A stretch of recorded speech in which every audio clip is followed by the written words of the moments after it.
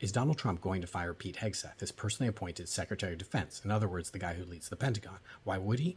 Well, there's a second signal chat problem. The first one, of course, as you remember, was that they were having conversations about military plans over this personal app that is prohibited by the Department of Defense, which is literally the department that Hegseth leads. You're not supposed to be able to do this because if anyone gained access to it, they might be able to gain access to military secrets or military plans and endanger the lives of the personnel who are putting the operation out there.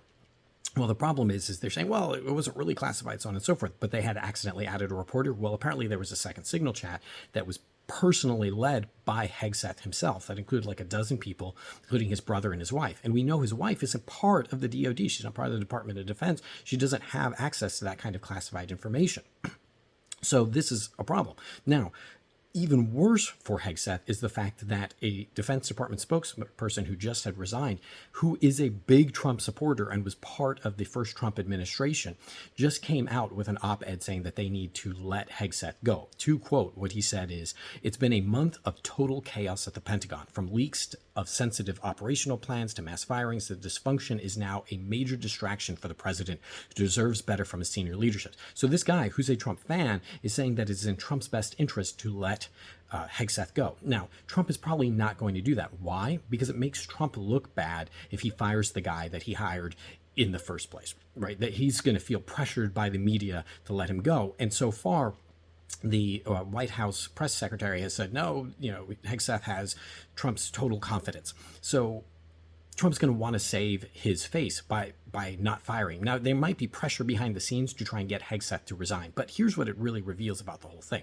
Number one, these guys think they're completely and utterly above the law. That is both Trump and Hegseth. The fact that they don't care about this, the fact that it's literally against the law to have these kinds of conversations using these kinds of apps, and it could result in people getting killed, is wildly problematic. Anyone in the military knows that if they violated the law in this kind of way, they'd be immediately court-martialed, but it just doesn't count for Hegseth. And that seems to be, number two, the point that he's bragging, that the reason why he's having these kinds of chats is it gives him the opportunity to show the kinds of access to information that he has. It's very reminiscent of Trump bringing people to Mar-a-Lago and showing, look what kinds of classified information I have. It's a matter of ego. So they're basically men of the same cloth. And so it makes it so that Trump might be even more sympathetic to him unless it gives Trump bad press.